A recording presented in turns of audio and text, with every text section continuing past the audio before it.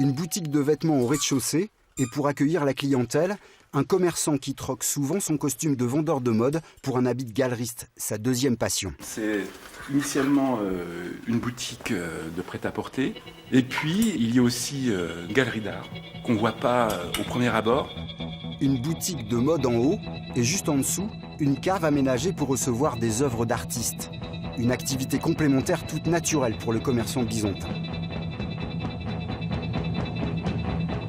C'est quand même pas anodin d'avoir une galerie dans une boutique de fringues. Donc c'est vrai que le client est piqué par la curiosité et a envie de descendre dans cet endroit un peu secret puisqu'on ne la voit pas depuis la vitrine.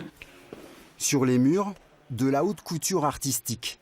De quoi secouer un petit peu les habitudes et tenter de surprendre même les plus coutumiers de l'endroit. Qu'est-ce que t'en penses? Ah bah ça, j'aime pas. C'est une proposition qui est originale, qui est sympa. Après, c'est vrai qu'on va retrouver des propositions différentes qui nous parlent plus ou moins. C'est vrai que cette pièce me parle plus que les autres. Bon, après, c'est comme toujours personnel. Depuis plusieurs semaines, 3 artistes s'offrent un petit séjour amoureux avec la cave secrète d'Omnibus.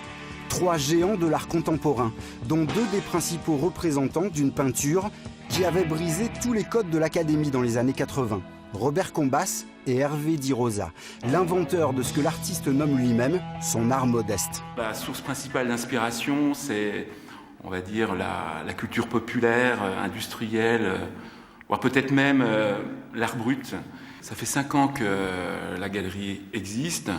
On a commencé par montrer des artistes qui étaient moins connus, mais qui étaient vraiment aussi tout à fait intéressants.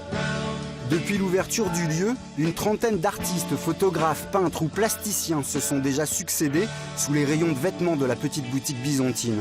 Une galerie d'art, déjà une institution à Besançon.